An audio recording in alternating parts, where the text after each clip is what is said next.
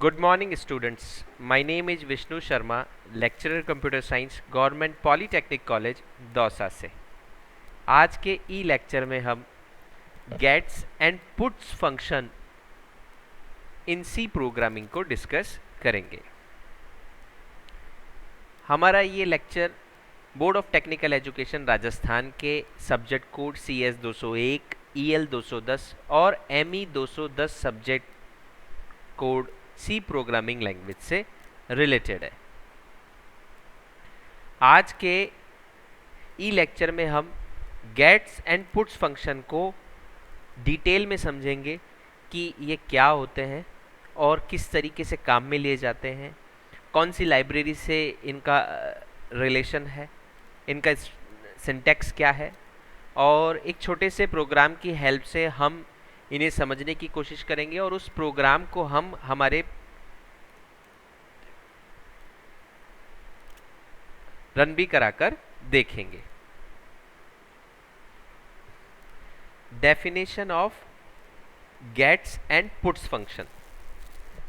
Basically gets function scanf function की तरह ही काम में आता है, पर इसकी खुद की अलग प्रॉपर्टी है, और पुट्स फंक्शन प्रिंटफ फंक्शन की तरह काम में आता है, लेकिन इसकी खुद के कुछ सिंटैक्स एंड प्रॉपर्टी है। Gets function reads characters from the standard input and store them as a string. ये गौर करने वाली बात है, एज ए स्ट्रिंग, ये स्टोर करता है as a string. String function है, ये स्ट्रिंग पॉइंट ऑफ व्यू से काम में आता है। रीड कैरेक्टर्स, जो कैरेक्टर को रीड करता है फ्रॉम द स्टैंडर्ड इनपुट, आपके standard input device like keyboard की डायरेक्ट एंट्रीज लेता है, and stores them as a string, और आपके इनपुटेड डेटा को ये स्ट्रिंग के तौर पर स्टोर करता है। ठीक है, तो ये स्ट्रिंग को बेसिकली स्ट्रिंग को आप जब रीड करवाते हैं डायरेक्ट आपके कीबोर्ड की हेल्प से, तब आपको गेट्स फंक्शन काम में लेना होता है। आप ले तो स्कैनफ भी सकते हैं, लेकिन ये डायरेक्टली रन टाइम पर ही आपकी वैल्यू ले लेता है, और आप स्ट्रिंग को डायरेक्टली स्कैनफ की हेल्प से करवा सकते हैं जब तक कि आप एंटर प्रेस नहीं करते हैं। ठीक है, ये सिंगल स्ट्रिंग के तौर पर आपको ये एंटर कर लेता है। अगर हम पुट्स फंक्शन की बात करें तो prints characters from the standard output.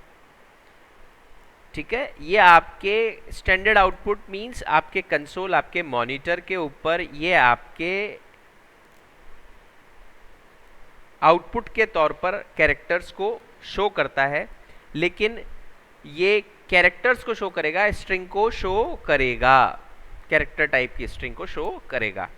Just like printf function, printf function की तरह ही ये काम करता है। अगर हम इनके सिंटैक्स की बात करें, देखिए सिंटैक्स क्या होता है। सिंटैक्स वो पैटर्न है, वो मैनर है, जिस पैटर्न और मैनर में आपको उस पर्टिकुलर फंक्शन को काम में लेना है। फॉर एग्जाम्पल गेट्स फंक्शन जो है ये कैरेक्टर टाइप एरे वेरिएबल्स को लेता है।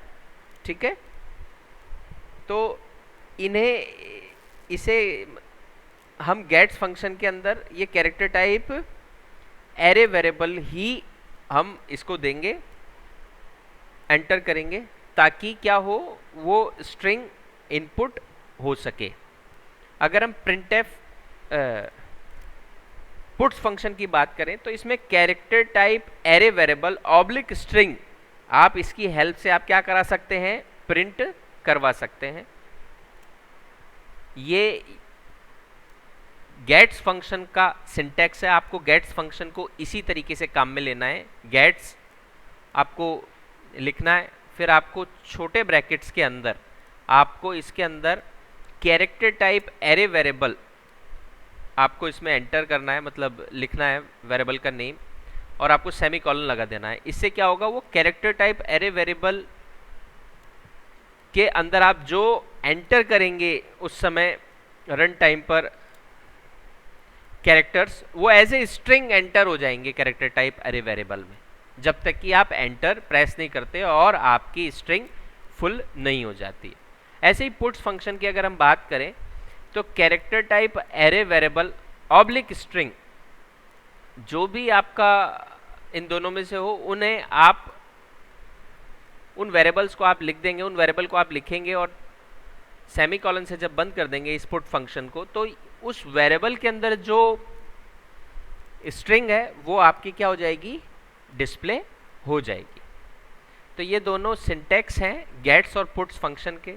अगर हम बात करें लाइब्रेरी कौन सी है गेट्स एंड पुट्स फंक्शन जिसके अंदर इसकी डेफिनेशन लिखी हुई है ताकि हम directly gets and puts function को काम में ले सकते हैं, तो वो लाइब्रेरी है standard input output header file. वो हेडर फाइल कौन सी है, standard input output header file. बिना इस हेडर फाइल को इंपोर्ट किए हुए आप डायरेक्टली गेट्स फंक्शन और पुट्स फंक्शन को काम में नहीं ले सकते हैं अपने प्रोग्राम के अंदर। ठीक है, आपको गेट्स एंड पुट्स फंक्शन काम में लेना है तो आपको standard input output header file को अपने प्रोग्राम में इंपोर्ट करना ही पड़ेगा। देखिए एक छोटा सा एग्जाम्पल है, इस एग्जाम्पल के थ्रू हम समझने की कोशिश करते हैं कि गेट्स एंड पुट्स फंक्शन काम कैसे करते हैं। ठीक है, example program for gets and puts function in C programming language header files. यहाँ पर हमने दो हेडर फाइल काम में लिए। Hash include preprocessor directives है जिनकी हेल्प से आप हेडर फाइल्स को अपने प्रोग्राम में इंपोर्ट करते हैं। तो आपने फर्स्ट हेडर फाइल काम में ली standard input output header file. ठीक है, और आपने सेकंड जो हेडर फाइल काम में ली वो है conio.h console input output header file. Console input output header file हमारा काम में लेने का जो मीनिंग है वो इसलिए है ताकि हम गेट ch फंक्शन को काम में ले सकें। गेट ch फंक्शन हमारे प्रोग्राम के आउटपुट को होल्ड करके रखता है। ठीक है, ताकि वेट फॉर आउटपुट स्क्रीन, ताकि आप अपने प्रोग्राम के आउटपुट को देख सकें। ठीक है, फ्लैश ना हो, वो चला ना जाए, होल्ड करके रखिए। ठीक है, दोनों आपने हेडर फाइल्स अपने प्रोग्राम में ली। देन मेन फंक्शन, आप ये देखिए ये जो था ये तो था मल्टी लाइन कमेंट था। ठीक है, फॉरवर्ड स्लैश और स्टार से, और इन दोनों के बीच में स्टार एंड फॉरवर्ड स्लैश के बीच में जो आप लिख रहे हैं ये क्या कहलाता है, मल्टी लाइन कमेंट है। ये कंपाइलर कंपाइल नहीं करता इन कोड को। और ये डबल फॉरवर्ड स्लैश है सिंगल लाइन कमेंट जैसे हेडर फाइल्स, ताकि आपको ये जस्ट आपके कोड की रीडेबिलिटी को इम्प्रूव करने के लिए काम में आता है। इससे पता लग रहा है कि आप अब हेडर फाइल्स लिख रहे हो तो कोई भी अननोन अगर आपके प्रोग्राम को रीड करता है और रन करता है तो वो अच्छे से बेटर तरीके से समझ पाएगा। ठीक है, सिंगल लाइन कमेंट है, ये भी लाइन आपके कंपाइलर के थ्रू कंपाइल नहीं होगी। ठीक है, ऐसे ही मेन फंक्शन लिखा हुआ है, यानी नीचे मेन फंक्शन हम लिख रहे होंगे।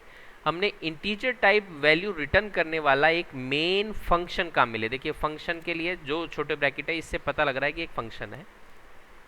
इस मेन फंक्शन के अंदर ही आप अपने प्रोग्राम का लॉजिक और कोड आप लिखेंगे। ठीक है, मेन फंक्शन का जो एरिया है वो यहाँ से आता है, सेमीकोलन करली ब्रेसेस से स्टार्ट हुआ और लास्ट में करली ब्रेसेस पे बंद हो रहा है, यानी मेन फंक्शन का एरिया यहाँ से यहाँ तक वेरी कर रहा है। ठीक है, इसके बाद आपने डिक्लेरेशन सेक्शन में आपने क्या किया, कैरेक्टर टाइप डेटा नाम का 100 एलिमेंट्स का एक एरे लिया जो कि किस तरह की वैल्यू रखता है, कैरेक्टर टाइप वैल्यूज रखता है। कितने एलिमेंट्स का है, 100 एलिमेंट्स का, यानी 100 कैरेक्टर टाइप वैल्यूज आप इसमें स्टोर करा सकते हैं एज ए स्ट्रिंग।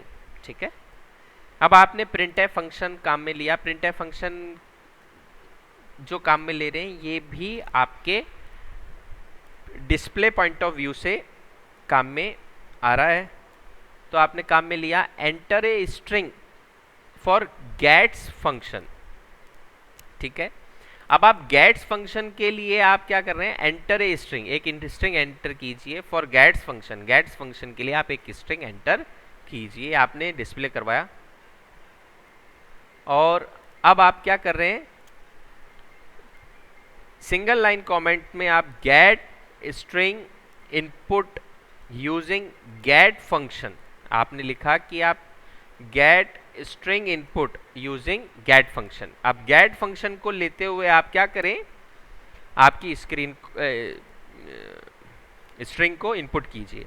अब देखिए गेट फंक्शन का जो सिंटेक्स था वो क्या था, गेट्स लिखना है आपको और उसके बाद आपको कैरेक्टर टाइप एरे वेरिएबल आपको अंदर दोनों ब्रैकेट्स के अंदर में एक वेरिएबल लिखना है और सेमीकोलन लगाना है। अब आप इसमें देखेंगे कि गेट्स लिखा हमने, फिर आपने दोनों ब्रैकेट्स के बीच में कैरेक्टर टाइप एरे वेरिएबल आपने लिया डेटा, ठीक है, कैरेक्टर टाइप एरे ले लिया हमने डेटा, यानी अब आप जो स्ट्रिंग जो आप एंटर करेंगे वो एज ए स्ट्रिंग डेटा नाम के एरे के अंदर स्टोर हो जाएगी, ठीक है, जब तक कि आप एंटर प्रेस नहीं करते हैं, ठीक है। इसके बाद क्या होगा, इसके बाद प्रिंटफ फंक्शन काम में लिया हमने, जो कि हमें बता रहा है एंटर्ड डेटा इज, ठीक है, जो कि एंटर करवा रहा है डेटा को, डेटा इज। अब ये जो भी हम, ये तो जस्ट हमारे समझने के लिए हमने प्रिंटफ फंक्शन काम में लिया कि भाई हमारा जो एंटर्ड डेटा है वो क्या है, वो पुट्स फंक्शन की हेल्प से डिस्प्ले होगा। तो हमने सिंगल लाइन कमेंट लिखा कि print string using puts function. देखिए पुट्स फंक्शन की हेल्प से आप कैसे प्रिंट कराएंगे, अब आप देखेंगे पुट्स फंक्शन का जो सिंटेक्स था, पुट्स लिखना है आपको दो छोटे ब्रैकेट्स के बीच में आपको स्ट्रिंग और वो एरे का नेम देना है, ठीक है। अब आप यहाँ देखेंगे हमने डेटा नाम का जो एरे था उसका नेम दे दिया, पुट्स दोनों छोटे ब्रैकेट्स में डेटा लिखा, सेमीकोलन लगा दिया, वेट फॉर आउटपुट स्क्रीन, ठीक है, यानी डेटा नाम के एरे में जो भी एंटर्ड स्ट्रिंग होगा वो क्या होगा, वो डिस्प्ले आ जाएगा आपके कंसोल पर। पुट्स फंक्शन का यही काम है, ठीक है, वो आ जाएगा। फिर आपने देखिए गेट ch काम में लिया है ताकि आपका आउटपुट होल्ड हो सके, ठीक है। और आपने क्या किया, मेन फंक्शन को रिटर्न वैल्यू दे दिया, रिटर्न 0 से, ताकि क्योंकि ये इंटीजर टाइप का फंक्शन है मेन, तो इसको रिटर्न 0 आपने करवाकर मेन फंक्शन में रिटर्न कर दिया और मेन फंक्शन को बंद कर दिया। तो इस तरीके से ये आपने पूरा प्रोग्राम पुट्स और गेट्स फंक्शन को समझने के लिए बनाया। आपने यहाँ वैल्यू गेट करवाई स्ट्रिंग और यहाँ पर आपने उस स्ट्रिंग को जो एरे था उस एरे को आपने क्या करवाया, कैरेक्टर टाइप एरे को प्रिंट करवाया, ठीक है। बेसिक सैंपल अगर हम आउटपुट की बात करें तो एंटर ए स्ट्रिंग, मान लीजिए आपने प्रोग्रामिंग लिखा तो इसका आउटपुट, अब एंटर दबा दिया तो आप इसका आउटपुट क्या हो जाएगा, एंटर्ड डेटा इज प्रोग्रामिंग, यानी प्रोग्रामिंग ही वापस प्रिंट हो गया। ये तो काम हुआ गेट्स फंक्शन से और ये काम हुआ पुट्स फंक्शन से। हम इसको लाइव रन करके देखते हैं। देखिए ये आप अपने IDE पर देख पा रहे होंगे, हमने एक प्रोग्राम लिखा है एंटर, वही प्रोग्राम है जो भी मैंने समझाया, enter program for gets and puts in C programming language. इस प्रोग्राम को हम रन करके देखेंगे। ये तो हो गया अपना मल्टी लाइन कमेंट, ठीक है, ये सिंगल लाइन कमेंट, इसके बाद हेडर फाइल्स, मेन फंक्शन, वही सब कुछ है। यहाँ हमने क्या किया, printf function enter a string for gets function, ठीक है, हमने गेट्स, ये जस्ट डिस्प्ले हो जाएगा और हमने गेट्स फंक्शन की हेल्प से देखिए यहाँ पर आपने वो एरे इनपुट करवा दिया, ठीक है। अब हमने क्या किया, प्रिंटफ फंक्शन की हेल्प से just display point of view से कि एंटर डेटा इज, और उसके बाद उसे हमने पुट्स फंक्शन की हेल्प से वो डेटा एरे को प्रिंट करवा दिया, ठीक है। तो हम इसको रन करके देखते हैं। पहले सबसे पहले हम कंपाइल करेंगे, कंपाइल करके देखेंगे कि कोई एरर नहीं है हमारे प्रोग्राम में, कोई वार्निंग भी नहीं है। वार्निंग अगर आपके प्रोग्राम में आ रही है तो आपका प्रोग्राम रन हो सकता है, आपने कुछ मिस्टेक की होगी, लेकिन अगर आपके प्रोग्राम में एरर आ रही होगी तो वो एक भी एरर होगी तो आपका प्रोग्राम रन नहीं कर पाएगा, ठीक है। हमारे प्रोग्राम में कोई एरर नहीं आ रही है तो हम इसको रन करके देखेंगे। देखिए अब ये बोल रहा है enter a string for gets function. देखिए आप ये कहाँ क्यों आ रहा है, क्योंकि आपने यहाँ लिखा था enter a string for gets function, program का कंट्रोल यहाँ तक आ गया है। अब आपको डेटा एरे के अंदर वैल्यू एंटर करनी है। सपोज कीजिए हम कर रहे हैं this is my first program, हमने ये वैल्यू एंटर कर दिया, ये पूरा डेटा एरे के अंदर वैल्यू जा रहा होगा। देखिए स्पेस को ये नल काउंट नहीं करता, अब आप जैसे ही एंटर दबाएंगे ये नल काउंट हो जाएगा। देखिए स्पेस से नल काउंट नहीं होता। जैसे ही हमने एंटर प्रेस किया आपका प्रोग्राम का वो स्ट्रिंग, वो डेटा का जो एरे है वो नल उसने गेट कर लिया और वो उसने बंद कर दिया स्ट्रिंग लेना। तो देखिए ये उसके बाद आपका क्या हुआ, printf function enter data is, ठीक है। तो एंटर डेटा इज यहाँ तक प्रिंट हुआ और उसके बाद पुट्स फंक्शन से आपका जो एरे फिल्ड हुआ था, एरे कितना फिल्ड हुआ था, this is my first program तक, तो उसको इसने क्या कर दिया, पुट्स फंक्शन की हेल्प से उस एरे को इसने प्रिंट करवा दिया, this is my first program, ठीक है। तो इस तरीके से आप गेट्स एंड पुट्स फंक्शन को अपने प्रोग्राम में काम में ले सकते हैं। नेक्स्ट लेक्चर में हम सी के और कंटेंट को कवर करने की कोशिश करेंगे। Thank you so much.